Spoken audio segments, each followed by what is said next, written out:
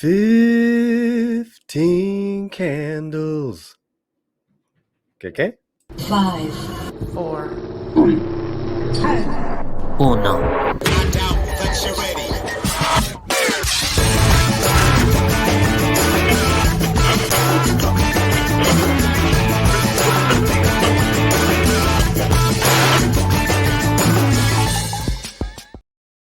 Paulie here on the Latino Slant. Make sure you are subscribed. Consider becoming a member. We got a lot of perks, a lot of good stuff, including this killer merchandise page. I don't talk about it enough, but stuff like that over my shoulder, like that cup, you can get at discounted rates. Okay, let's get to this.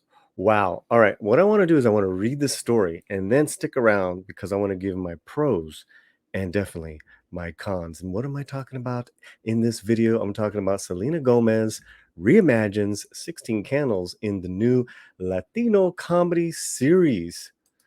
Oh boy. Oh boy. The heads are turning. Fire and flames are spitting out. I can already see it from people going to react to this. Selena Gomez, American singer and actress. If the Quinceañera episode of Wizards of Waverly spoke to you on another level growing up, Selena Gomez's new comedy series might be your new favorite show.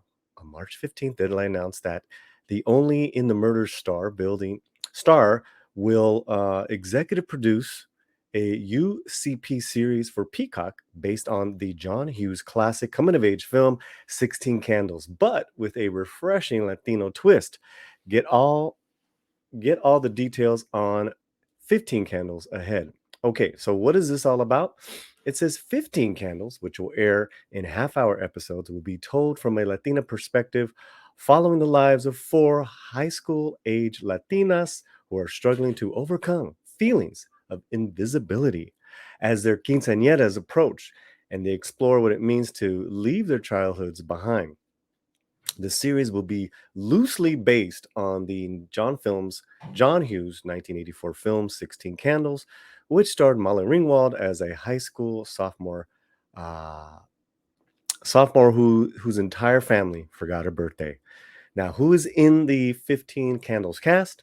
No official casting has been selected or announced, but Vida's Tanya Saracho and Whiplash's Gabriela Rivera Lugo will write and executive produce alongside Gomez under Saracho's Ojalá Productions banner.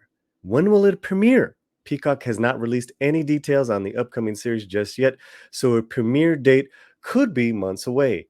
In the meantime, check out. Okay, so that's just check out from. Okay, so that's all we got. That is all we got. So what it's saying is it is going to be a refreshing twist on the coming of age classic 16 Candles. It is a Latina perspective. It'll loosely be based on the 1984 film 16 Candles. Okay. All right. Here we go. So here's my pros with this announcement. Selena Gomez. She's absolutely at the top of her craft right now. If you haven't checked out the comedy which she executive produced and starred in, Only Murders in the Building, do so right now. It's a sensational, hilarious comedy on Hulu. She's proven herself to be a really, really, really good actor as far as in an ensemble piece. I don't know if she'll even be acting in this. They probably should figure out how she's going to actually be acting in this. I don't know if she's going to be portraying one of those women. I feel she's maybe a couple of years out of that age range that she can play. Maybe. We're talking about 15-year-old teenagers, by the way. Okay. So that is a big pro. And I wouldn't think she would put her name and her acting journey in jeopardy with something frivolous. I think that what was presented to her is probably a very original idea as far as bouncing off the universe of 16 Candles, which brings me to my second pro, which is the writers. Tanya Saracho is a Mexican American female woman from Chicago. She's from the universe of 16 Candles, all those movies, Shermer High School that John Hughes has set. So that's kind of cool. I am a fan of her writing in the sense that her show Vita was very original. I thought that it could have been little bit more mainstream, but that's just me. But I still think that's a pro. Here's my third pro. Here's my third pro. So we talked about you have a star, you have a potential to have a great story based off of 16 Candles because of the star and the writer. My third one would be cultural. They're saying right now that this is about four girls approaching their quinceañera. A quinceañera is the Latina coming out party for women, and I see that as an incredible um, kind of launch pad, a marker in these characters' worlds that also something so cultural, and maybe they're fighting. Some of those characters are embracing it, some of those characters are fighting. What I'm fighting against it, what I'm saying is that there's a lot of of great potential with that cultural marker of a quinceañera. I it's family, it's multi-generational, it's customs, it's sacred. There's religion involved. So again, if done right, that could be a killer, subplot, or theme. Excuse me, a theme. Because those four women are going to approach those differently. Now, if it's in the universe and in the timeline of the 80s, that could be even more so. If it's a modern thing, then that could fall into a con for me. Now, I'm still in the pro. If it's if it's we're going with this, right? With all the pros, and it's set in the 80s. It's actually set in that world and timeline. It could be very interesting because they talk about the invisibility of Latinos at that time, and they're not wrong.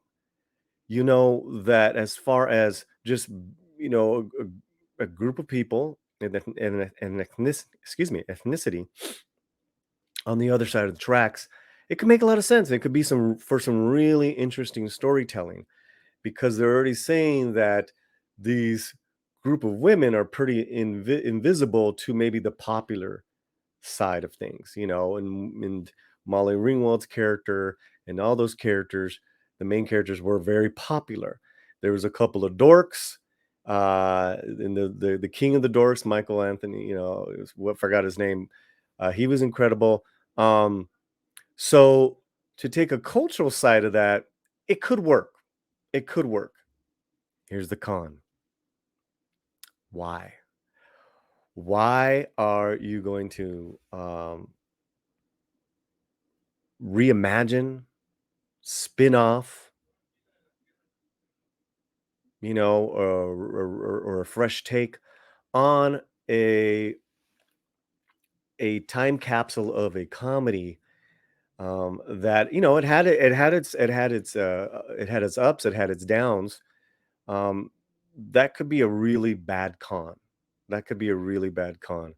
Um, which would lead me to another con where if you're using this storyline,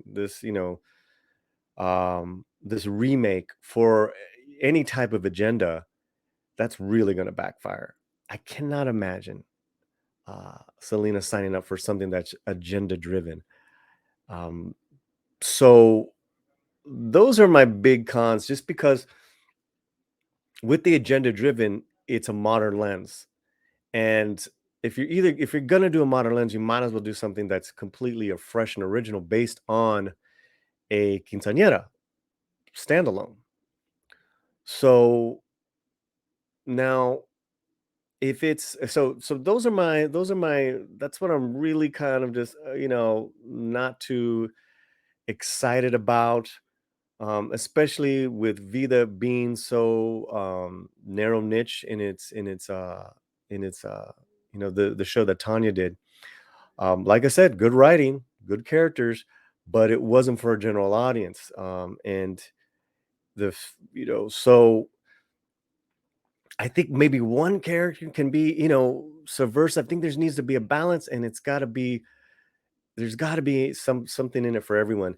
And that being said, the more they can hit on the comedy, it's just going to serve this remake, because the other con of doing a remake is that you're going to have to do more heavy lifting in the writing and in the storytelling, because there's a pop culture collective connection with those John Hughes films. So yeah, that's the news. I have a lot of faith and excitement in the career of Selena Gomez as an actor. I think she's killing it. She's got other projects going on. What do you think? In the comments, I gave you my pros, I gave you my cons. Let us know what your pros and cons are, and don't forget to check out all our videos on this channel, share all that good stuff. We'll see you soon on the next one, and wherever you're at, keep your slant muy fuerte. Paz. Come on, y'all. Come on, y'all. Come on, y'all. The slant. Yeah, but isn't this the unplugged version? I don't know. I think it's the unplugged version. All right, Power, let's go.